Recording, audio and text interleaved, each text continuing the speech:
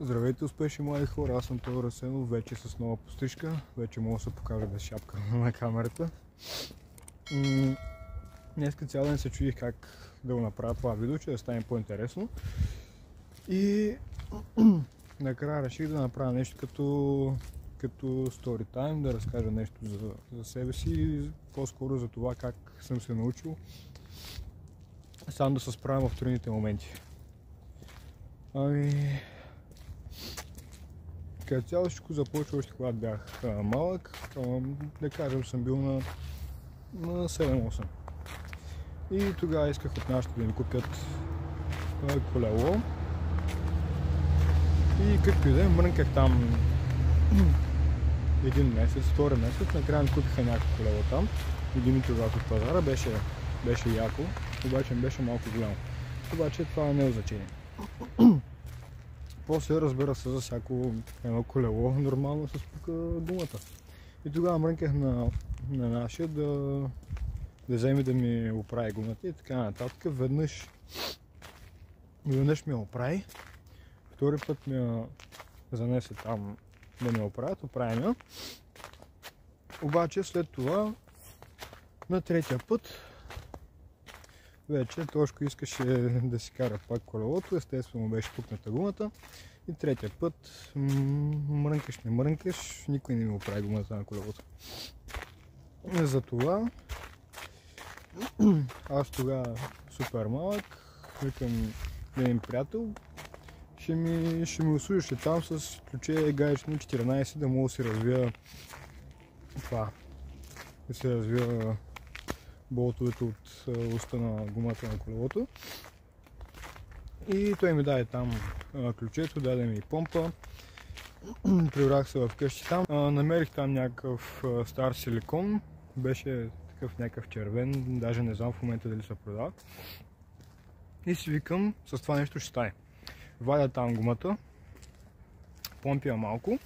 Гледал съм, че гумаджиите, когато правят гума на колело, потапят във водата, в кофа с вода, потапят гумата, откъдето излизат бърбонички, аз там трябва да запуша дупката.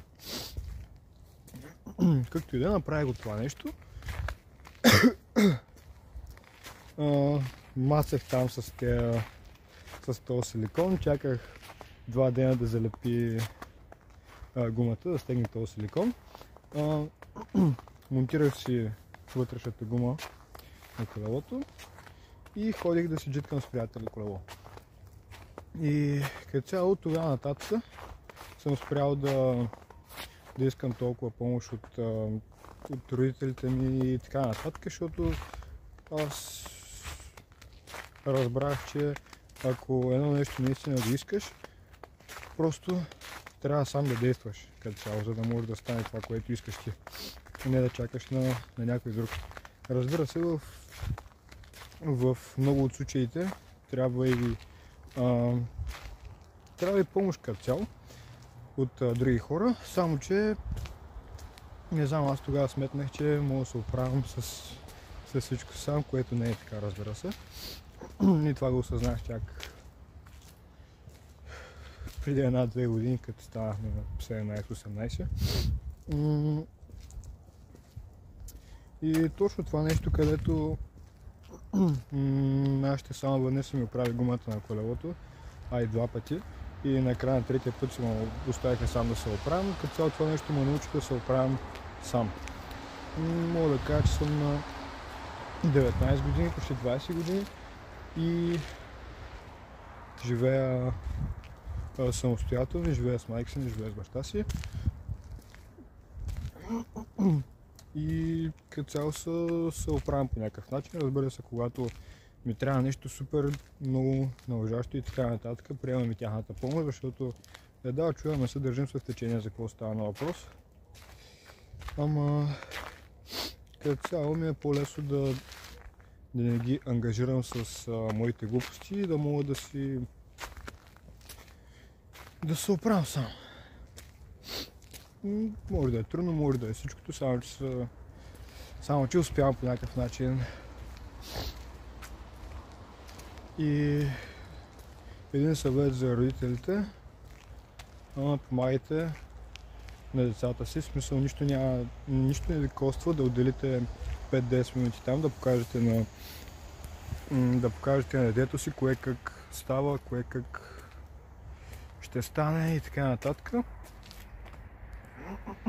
За да може детето ви да се научи от това нещо, обаче не да прекалявате. В смисъл, можете да му показвате и да му давате насоки отстрани, обаче той да върши другата част от това нещо, което трябва да прави. Примерно, вие ще му развъртите малко болчето на колелото и ще го оставите той да го доразвърти, там да си изкара вътрешната гума и така нататък, за да може да не се научи на готовото.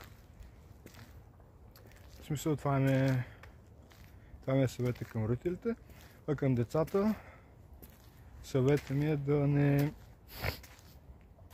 не мрънкат и не се тръжкат, когато нещо не е на тяхното, защото и на родителите им е много трудно понякога да са...